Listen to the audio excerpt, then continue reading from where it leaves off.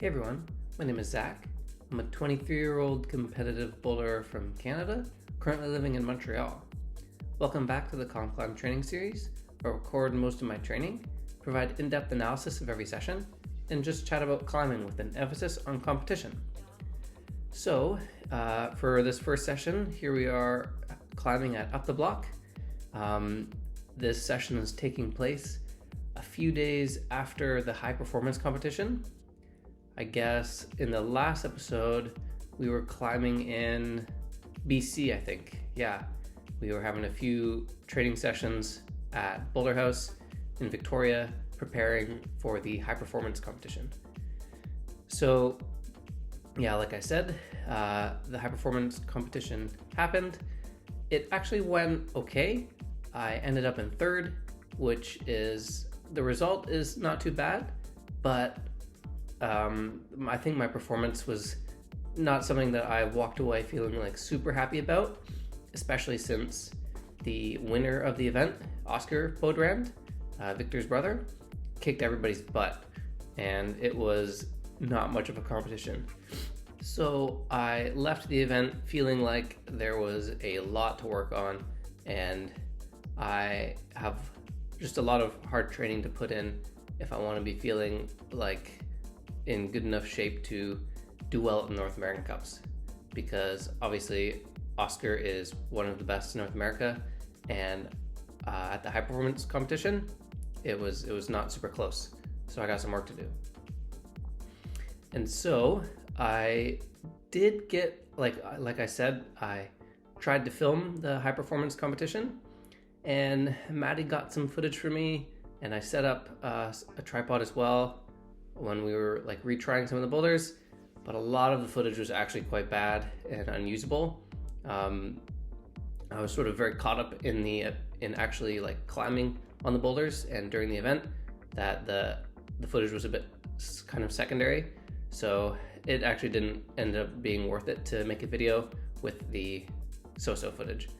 So no video from the high performance competition, just a little recap. Ended up in third. Like I said, the result actually wasn't too bad. I'll probably get some decent points from that. But the performance definitely has me leaving the event like a little bit beat down. I was talking with the McNamees as well, and they were feeling quite similar, that the boulders were really hard and we all got our butts kicked. So we all felt like a little bit beat down from the event, but after the sting sort of wore off, I think we all found like a nice shot of motivation, which is always good. And that's something I've learned over the years as well, is after like a poor event, usually we're gonna be feeling quite bad, but if we just let it sink in for a couple days, all of a sudden that's when the motivation comes. So I'm psyched to get back to the training and really trying to level up going into the North American Cups. Like, I want to find a new form, like a new shape. I want to be the best I've ever been. I don't want to just be, feeling like I'm strong. I want to be feeling like I've never been feeling before. So that's where I'm at right now, which is pretty fun. And so yeah, this is a few days after the high performance competition. I'm climbing it Up the Block. I guess also I don't know if I've mentioned this, but it was literally 2 days after the high performance competition. Maddie signed us up for like a cash comp in Ontario, just like a local competition with a pretty solid cash purse. And we participated in that, and I actually had to pull out of finals halfway through due to just sheer exhaustion. And that was because we had like arrived at, our plane landed at 2 a.m. that day, and then we went and did the comp like that same day, and it was a bit sort of optimistic to go and do an event like this, but we wanted to give it a try.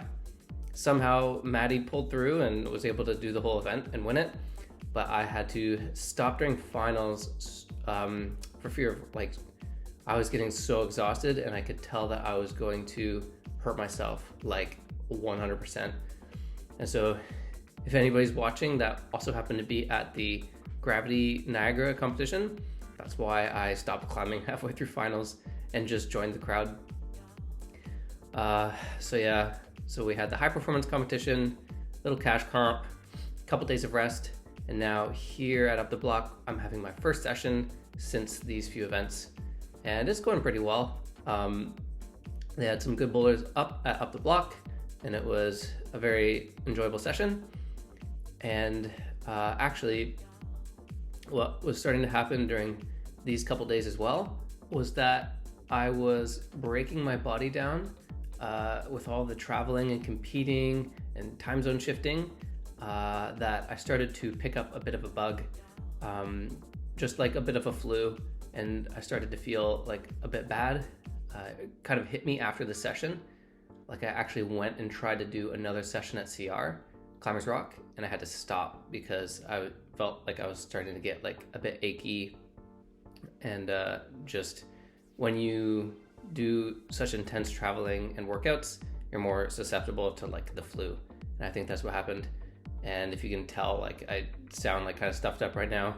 I'm just getting over it in the past couple days, so I apologize for the sound of my voice right now. But yeah, so basically what's going to happen after this session here at Up the Block is I am going to have another couple rest days kind of that I had to force because I started to get sick, which was quite annoying. It meant even more interruptions to my training plan. And so I have a couple more rest days, and in that time I actually drive up to Montreal, which is where our next few sessions are going to be taking place. And I'm so excited to be back in Montreal finally for like an extended period of time before another competition, and just focus on training really hard.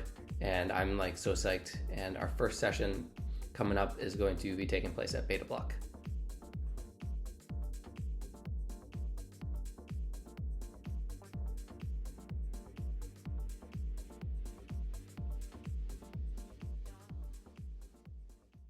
So here we are a couple days later at Beta Block, and actually this day I drove up from Toronto to Montreal in the morning, which is it's like just under a 6-hour drive. And the whole drive I'm just getting so psyched to go have a session at Beta Block, and I'm just itching to go climb, and I can't wait. Being cooped up in the car for so long, it always feels really nice to I drove straight to the gym and just like found my climbing shoes out of my buried suitcase and started climbing, and I was super excited. Beta Block is definitely one of my favorite gyms in Montreal right now, just to have really good quality boulders and hard comp style boulders. So when I came to Beta Block for this session, I actually was really hoping that the red boulder, like the last time we were here at Beta Block, I was projecting a really hard red Victor Fleur boulder. I was really hoping it was going to be up again, because I was like, that boulder was really speaking to me and I wanted to do it. But unfortunately it was reset, and I was a little bit sad, but it was replaced with just more quality boulders. And one boulder in particular, actually, that was on the new set, was sort of like this boulder reincarnated, and we'll get to that one later. For now, here we are trying a 6 circuit 2-star. So this boulder was like, this is a very cool boulder, and as you can see, we have a bit of like a jump start move. So this is something that is quite common in Montreal, especially at Block Shop. They like to set a lot of jump starts where you just see like one piece of tape on a foothold, and the way you start the boulder is to just jump up. Also, look how bad this is, like a meme for being bad at toe hooks or something. I just can't pull with my toe hooks here, so I have to bail out and use a heel hook. Forgot about that. So a lot of times in Montreal, they'll do like these jump starts where you just jump off of the one foothold that has tape, and that's like the start of the boulder. And so this boulder here, the slopers are like obviously too bad to just hang off of. So I'm like intuiting that move is meant to be like you jump inwards so that you can actually weight the start holds and then just immediately like paddle out of it. But if you are actually just supposed to dead hang those slopers, and someone who comes at Beta Block knows that that's what you're supposed to do, then let me know and I'll have to go retry that boulder. But I think it was meant to be sort of a jump into a campus paddle, which is like a lot of fun. And I like when setters are creative with the start positions of a boulder. But yeah, so this red boulder here is part of the sector that was reset that had the old red project on it. And this is the boulder, the reincarnated red boulder, you could say. This is what I was talking about. And I say this because it uses a lot of the same holds. Like the other red boulder had a lot of these red flat hold slopers. And so it's a similar theme with this boulder. And that is just like, how hard can you stick? And I'm really bad at this style of, well, I wouldn't call it a strength of mine, the sticking boulders. So I was very excited to try a boulder that's something that I just really always need to work on. And this boulder is quite epic. I don't think there's a single easy move on it. Maybe like the first cross under is like the only gimme move, which is super cool. And especially like fighting with the stick throughout this whole boulder, like it's gonna take me maybe like 1 or 2 more sessions to send this, I think. But yeah, the hardest individual move of this boulder, I think actually is this move that I keep falling on, moving off of this right-hand sloper. So I kind of slap the side of this sloper to get more compression, but then going up to the next sloper, it's very hard to get like tension with my foot and to stick. So what I'm deciding to do here is sometimes with the sticky boulders, it's good to walk away from them, let your skin kind of cool down and just chill out for a bit and then revisit it. So that's what I'm doing here. I decide to move along and try some other boulders to come back. And this boulder that we're trying here is super epic. This one is by Victor Fleur, really cool comp style boulder. I immediately saw what I thought would be the intended sequence, and maybe it is. This sort of like campus into a paddle with like sort of a backwards hand flip. You'd think that you would want to go with your left hand up, but it's almost like it feels super ergonomic to go with the right hand up and then have the left hand be the undercling. So if that was the intended sequence, Victor did a really cool job of forcing it and making it like very ergonomic. And so that one went down quite like relatively fast. I think that sort of campus move is very my style. I have practiced a lot of that style of movement, especially in Germany at Studio Block. So I managed to put that one down in 2 tries, which wasn't quite enough time for my skin to really relax. So I decided to go try a couple other boulders. Okay, I guess just one, that black boulder. And then after that, I was feeling like, okay, my skin feels a bit different. So maybe I have a better chance on this red. And I think I did. Like you can see here, this is a pretty okay attempt from the ground. I felt a little bit more stick in my hands. But at this point, I was also just getting tired. So I got more stick, but I had a bit more fatigue. And so I think it kind of leveled out. But I did finally figure out how to do this ending sequence. And I just had to commit to working my left foot over to the left on the foothold, which felt like really hard to do at first. But as soon as I just really tried to force it, like bump my foot all the way out there, it felt good because that way I could actually get some use of that undercling and go right-handed the finish hold. So I think I figured out all the beta on that boulder and I unlocked all the sequences, and now I just need to let my skin heal up and before I come back to Beta Block, because that boulder it does a number on your tips for sure. So I'll give it a few days and then hopefully we can come back for a session and really try to get a send of that one, because that boulder is super, super epic and I really like working on it. And so here we are finishing off the session with some 5s. Even the lower circuits at Beta Block are all still very comp style and well set.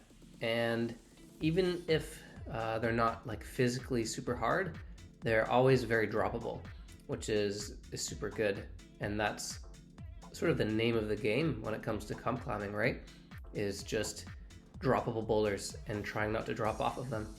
So I always get a lot of value trying the 5 circuits and even sometimes the 4s. So here we are finishing the session with a very nice bouncy slab. And tomorrow in the next session, we'll be going to the Crux.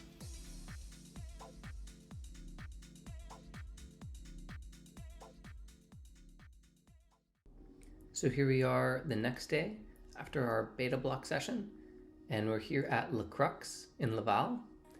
I think there are 2 locations of Le Crux, and yeah, like I said, this is the Laval location.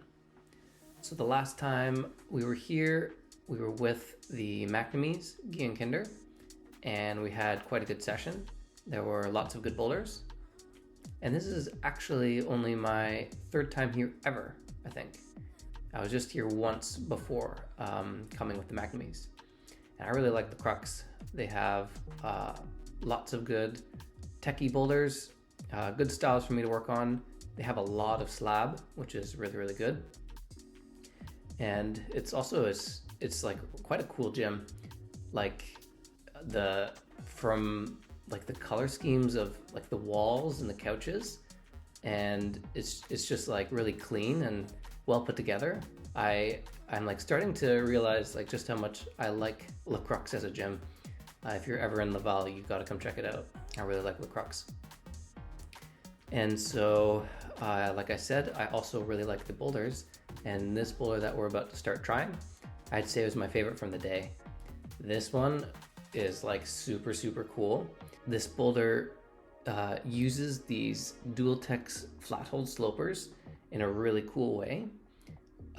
So we have this very bouncy campus sequence on these holds that are like really bad, and the extra element of trying to hit the texture very precisely and making sure to not like slap the Dual-Tex and slide around on them is very, very tricky, and it makes this boulder super unique and weird, and like it's like a combination of just sloper power and contact strength and like just like super floating, like bouncy precision. This boulder is very, very cool. And this one is by the head setter here, whose name is Alex. And so the hardest part about this boulder actually for me, as you can see, is landing this toe hook, which is super weird. Like it looks like just a bomber toe hook, like just a massive, super good toe hook. And it is, but I don't know, I think maybe the angle is like, just like slightly more counterclockwise than you'd want, because you can see my left toe has always been sliding downwards off of it, and it just never felt secure. And only until I like force my way into the heel hook do I actually feel secure in that position. So it took me a few tries to really get this toe hook to stick. And then I found some good beta for the ending that I think suited me. And if you actually remember from, I think it was probably the episode in BC, I was talking about how I started to develop a bit of a left hamstring tweak. That was actually really hurting me on that big gray volume heel hook at the end. And has still been nagging me for the past week and a bit, this hamstring thing. But I can tell that I have a pretty good intuition for these sort of things. So when I say that I can tell it is not very like re-injurable, that's not a word. I think that's the case. I could always be wrong, so I do have to be careful. But it's something that even when I'm doing a heel hook and I can feel it hurting, I can tell nothing is like really gonna get pulled. It's just sort of like this deep ache and stretch. And I really want it to go away because it's hard to heel hook with my left right now. So yeah, that's just like the sort of tweak of the times. There's always, something that's bothering us as climbers. We're never just like injury free. So that's what I'm currently dealing with, is like a bit of a left hamstring tweak. Hopefully that goes away soon. So yeah, we're moving on with the session. And so, okay, here we go. This boulder, if you remember our last session at Crux, I died on a paddle on this exact wall. I think it was V11, and that boulder just killed me. I lost my mind, threw a tantrum, and went into a rage where I tried the boulder 100 times and ripped up all of my. I don't think my skin has ever been as bad as it was after I've tried that boulder. I just it was a dark day, let's just say. And so when I walk into the gym and I see this boulder, like just another paddle on the same wall, I knew that it was either time for another very dark day or to get some revenge. So that being said, also this is Alex, I'll mention. He's the head setter here. I met him today in person, finally, super nice guy. And a really talented setter, even though he's only been setting for a year and a half, I think he was telling me. Really, really good stuff. So anyway, let's talk about the boulder and talk about this first dyno move, which I think actually features quite a cool tip of the day. So this is one that I'm going to be calling dancing feet. I just came up with this term on my own. I actually haven't heard anyone in my personal experience talk about this or recommend this to me as a technique. This is something that I actually noticed myself doing naturally, even when I was younger. And then the first time I noticed I did it, I didn't notice it while I was climbing. I noticed it in a video. And I said, it's interesting that I'm doing that. And then I started to think more about it, and I would notice myself doing it while I was climbing in the moment more often. And all of a sudden I became aware of this foot technique that I was doing, and now I use it intentionally when I think I need to. And so the idea with the dancing feet is that it's more so for upwards dynos, I would say. Like I don't think I usually will do this on like a lateral dyno, but for an upwards dyno where we either need to generate a lot of power or really control our direction, what I like to do is, so what's funny is this always sort of happens naturally on my first attempt, but then sometimes it might fade away and I have to consciously start re-implementing it, which is what happened on this boulder. If you want to rewind, I think I actually do this on my first attempt on this boulder, and then I start to intentionally not do it because I was trying like some other things with my feet. But then when my attempt started getting worse, I started to re-implement it and make sure I was emphasizing it. And so what I do is I put my feet on the start hold and I intentionally sort of just bounce around on my feet and like test out positions. And I'm just sort of letting my feet naturally bounce around. It's not like I'm specifically putting them into the exact places I want. I just sort of hop around on my feet a bunch. I sort of, wiggle my legs around. And what this does, and first of all, I'll say, so I did competitive soccer from age like 8 to 12. And then, eventually I just started climbing like full time and ditched soccer. And something that the soccer team coach tells to all of the athletes is like, I guess this is like a fundamental technique in, foot sports and like running sports, like, soccer, maybe basketball. I'm not sure. I just was doing soccer. But in soccer, even when you're just sort of waiting for a pass or, you're playing defense and you're just kind of waiting around, waiting to get into action, you want to be mobile on your feet. So you actually want to be like hopping around on your feet in place, like almost jogging on the spot. And what this does is it keeps your fast twitch muscles going, and your mind is like already firing with your fast twitch muscles in your legs, and you're just ready to pounce into action at any second. So as soon as the ball comes to you, you're ready to just go. Whereas if you're just standing there, you're gonna like maybe have an extra second of lag and delay because your body's not ready to like twitch into the position it needs to be.